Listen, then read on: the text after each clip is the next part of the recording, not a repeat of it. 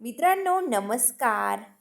आपल्या चॅनलवर नवीन असाल तर लवकर आपल्या चॅनलला सबस्क्राईब करून घ्या.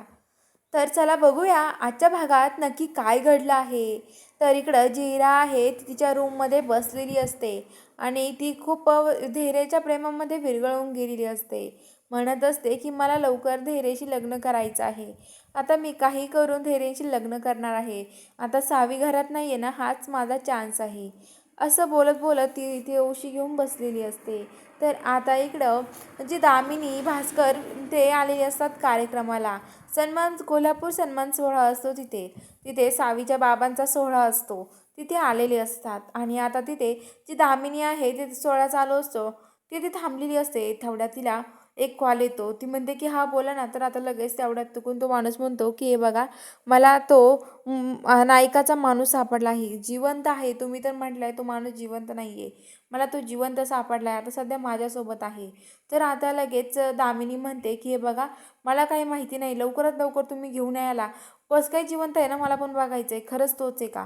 तर तो म्हणतो की हो, खरंच मी माझ्या डोळ्यांनी बघितलं, आता समक्ष माझ्यासमोर आहे असं म्हणतो. तर इकडे आता जे भास्कर असतो तो येतो बोलवायला, चल नाही तिकडे.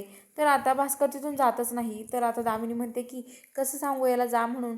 तर आता ते दामिनी म्हणते की पार्सल माझ्या तिथे गोडाऊनवर पोच करा असं म्हणते. तर आता तो भास्कर तिथून जातो आणि ती म्हणते की लवकरात लवकर त्याला माझ्याकडे घेऊन या असं सांगते त्या माणसाला. तर इकडे आता सावी आणि जे हे पराग असतात तर ते म्हणत असतात की आता काय करायचं आपण.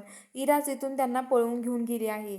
आता इरा त्यांना पुन्हा किडनॅप केलं आहे असं वाटतंय मला, असं सावीन पराग बोलत असतात. तेवढ्यात आता तर इकडं ती गाडी तिथून चाललेली असते. त्या गाडीतून ऑइल गळत असतं. त्यामुळे आता सावी म्हणते की पराग, आपण त्या गाडीचा पाठलाग करूयात, चल. पराग स्कूटी घेऊन येतो आणि ते दोघे त्या गाडीमागे जातात आणि त्या गाडीत तिला तिचे बाबा भेटतात.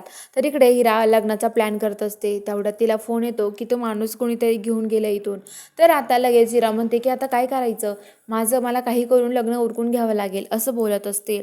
आणि आता सावीला तिचे बाबा भेटलेले असतात. इकडे धैर्य आणि हिराचं लग्न मोडतं. तर आता बघूया पुढील भागात नक्की काय